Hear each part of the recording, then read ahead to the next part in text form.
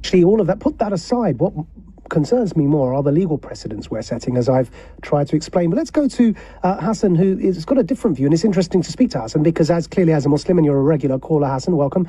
You have a different take on this. Tell us why. Tell us why and what you think.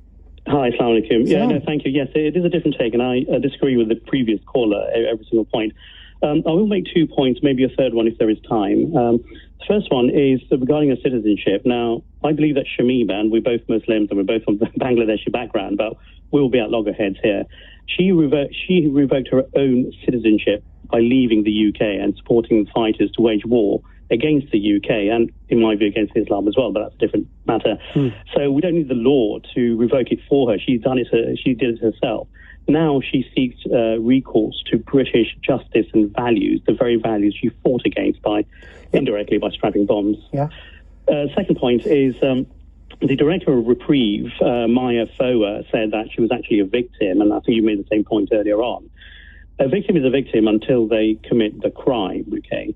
So when she actually strapped bombs to terrorists, the victims was not her. The victims were the people who were the recipient of those blown up bombs.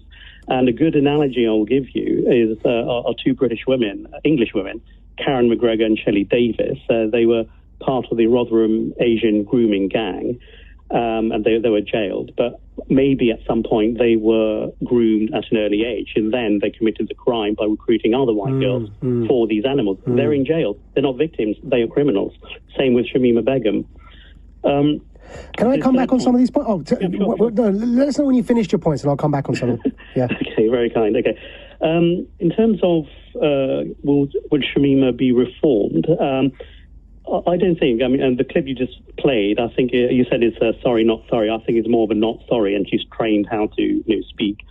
If she does come back, she would be an inspiration to would-be terrorists. Okay, by staying there, that is actually a deterrent for would-be terrorists. And I'm speaking from personal experience, like you. You were recruited by an extremist group, Hezbollah Tahrir. There was an attempted recruitment by the Mujahideen.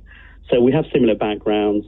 You have clearly reformed, but Shamima, like Anjam Chagri, I don't think they'll reform.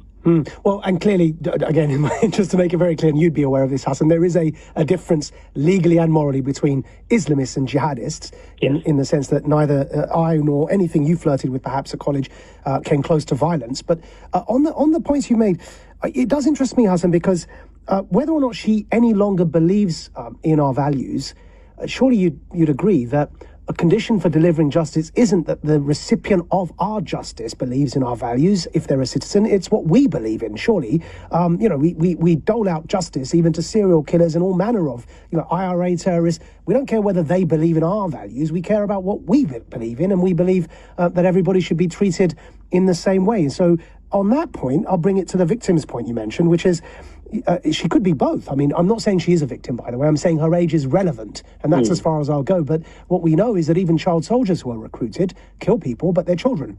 Now, she's not a child any longer, and even at 15, she was an older, she's on the older end of childhood. In other words, she's a teenager.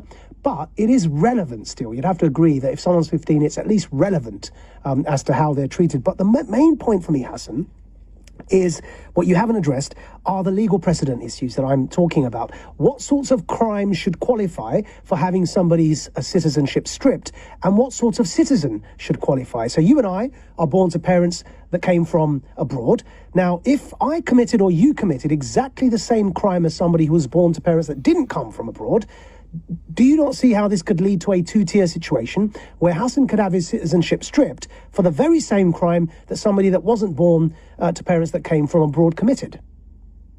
Yes, it's a fair point, and that is a possible weakness in my argument. I think the best way I could respond to that question, a very good challenge, is that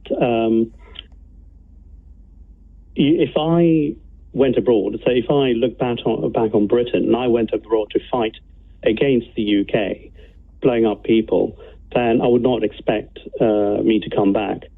I'd stay out there. So IRA terrorists?